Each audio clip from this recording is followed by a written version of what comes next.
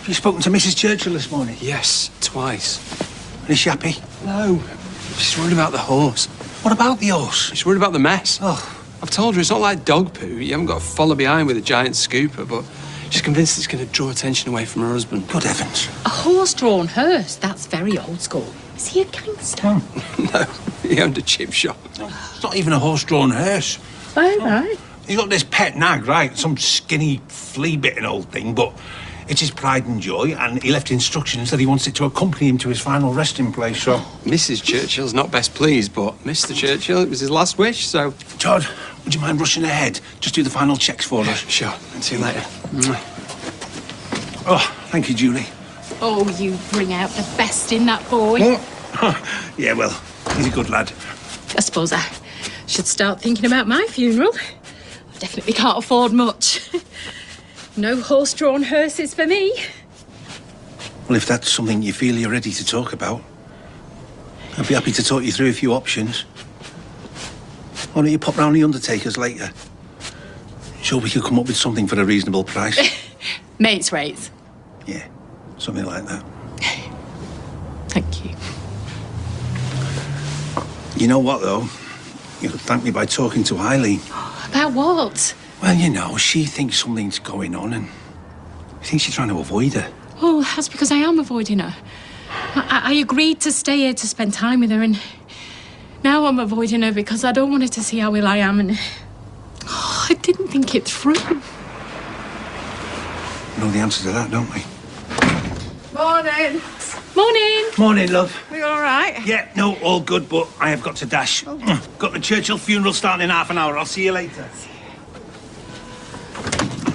Hiya. Hiya. How was the Churchill funeral? Oh, yes, thank you. Yeah, all went very smoothly. Mostly. Mostly. Yeah. Had a small problem with Piles. I'm sorry. It was the horse. Its name was Piles. Oh, you are joking. No, I'm not joking. Honestly, its full name was Piles Matting.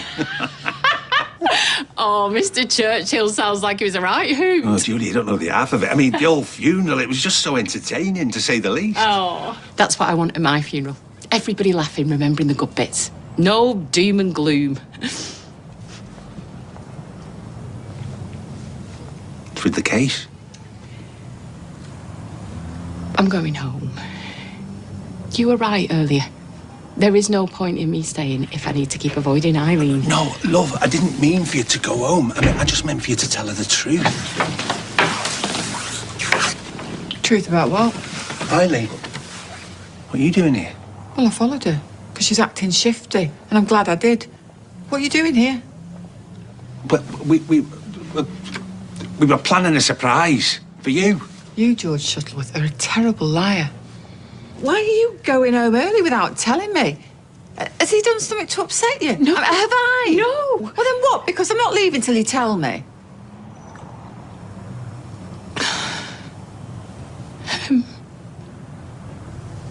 I'm a bit unwell. Well, a bit more than a bit. I'm dying. I'm so sorry. It started off as a sarcoma in the lining of my stomach. It's a funny word, that, isn't it, sarcoma? Always makes me think of a little creature sitting there in my stomach with a little wry comment on everything.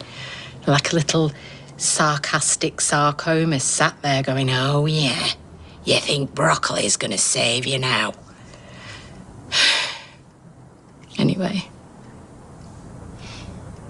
it's spread to my lungs and liver, so there's no longer anything anyone can do about it, so that's that. Did they say how long you've got left?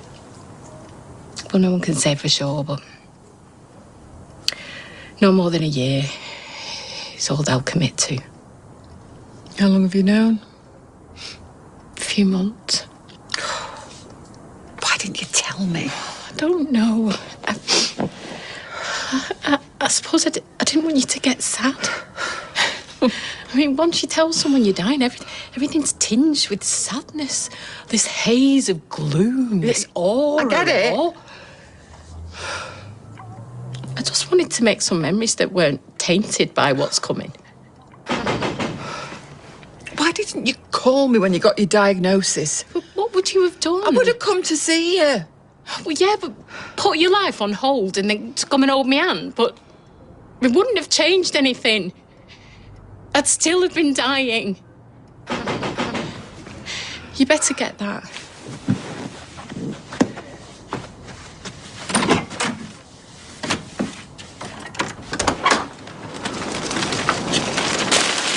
What? Can I speak to Julie? Not now. No, it's just... It's not a good time, Brian.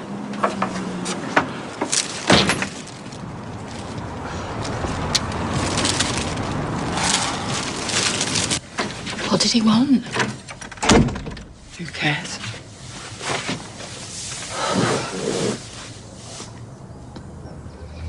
Are you very angry with me? I wish you hadn't lied to me. Me too. But you mustn't blame Todd and George for keeping my secret because I begged them not to say anything. Well, I'm still having words with them because I don't like being kept in the dark, especially about something so important. No. I'm sorry. No, I'm sorry. What about? For not being good at keeping in touch, for not seeing each other more. I mean, I'm angry at the pair of us, to be honest, because we've been rubbish, haven't we? Life gets in the way, doesn't it? It's nobody's fault. I mean, you never think that it's going to end. But now I know mine is. I am going to make the most of every single second that I've got left. Too right. And I'm going to help you do it. Because I am not leaving your side from now on. But will you do karaoke? Oh, Julie.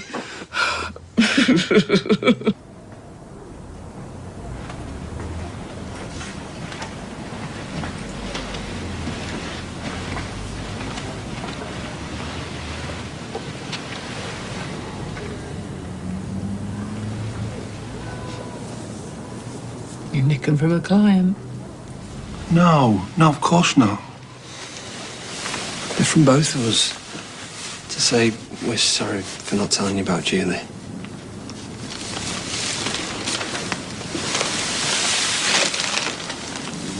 Where is she? Upstairs, resting. She swore us to secrecy, Mum. We wanted to tell you, love, but it wasn't our place. You okay? I'm losing my sister. No, I know, but it'll be okay. No, it won't be all right. She's dying. Just got to stay strong for her now, Mum. Try and make these next few months the best that they can be. Yeah, okay.